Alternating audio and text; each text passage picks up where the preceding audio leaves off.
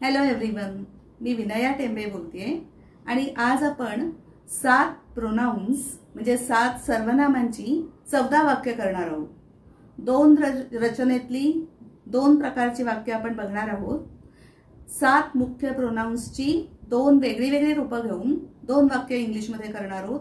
पण गंमत अशी आहे की त्या वाक्यांचा अर्थ मराठीत पण आणि इंग्लिश मध्ये पण सेमच आहे, सारखाच आहे, पण रचना वाक्यांची 2 आहे। त्याचप्रमाणे प्रोनाउन्स म्हणजे सर्वनामांची रूपं सुद्धा इंग्लिश मध्ये आपण 2 घेतोय। पाहूया कशी आहे गंमत ती। त्याच्या आधी 7 मुख्य प्रोनाउन्स कुठची आहेत, सर्वनाम कुठची आहेत। आय म्हणजे मी, ही म्हणजे तो, शी म्हणजे ती, इट म्हणजे तो किंवा ती किंवा ते।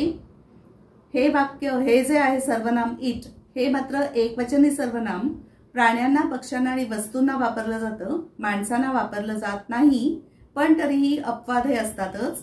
त्याप्रमाणे आपण लहान बाळ आणि लहान मूल अशा अर्थी इट म्हणू शकतो एकवचनी। Example, it is a baby म्हणजे हे बाळ आहे, इट इज अ चाइल्ड हे मूल आहे, असं आपण इट वापरू शकतो। पुढचं सर्वनाम आहे दे, अनेकवचनी ते सर्वजण म्हणून। यू तू किंवा तुम्ही आणि वी म्हणजे आम्ही। ही झाली 7 मुख्य सर्वनामं। आता ह्या सर्वनामांची 2 वेगळी रूपं घेऊन 2 रचनेतली वाक्य आपण बघतोय, पण अर्थ मात्र त्यांचा एकच आहे। मराठीत तर नक्कीच, इंग्लिश मध्ये सुद्धा अर्थ एकच आहे। पाहूया गंमत। पहिलं वाक्य, this is my house.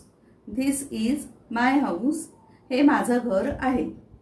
This house is mine. This house is mine हे घर माझं आहे। दुसरं वाक्य, that is his house. That is his house ते त्याचं घर आहे, किंवा that house is his. That house is his ते घर त्याचं आहे। तिसरं वाक्य, this is her house.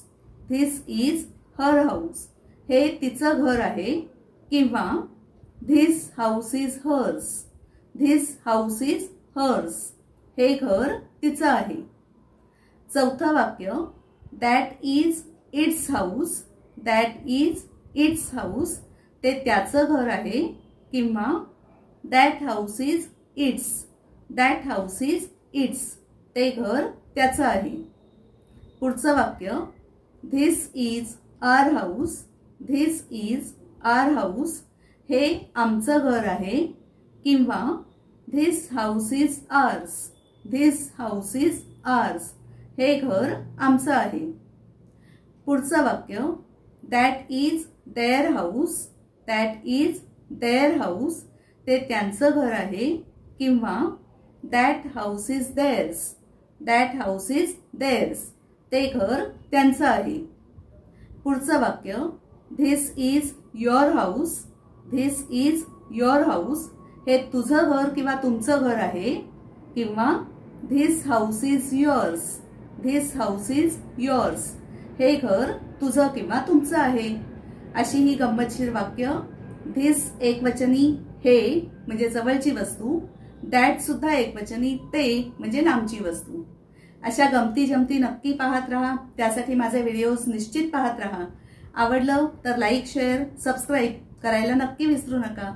Thank you very much for watching this video today. Bye bye.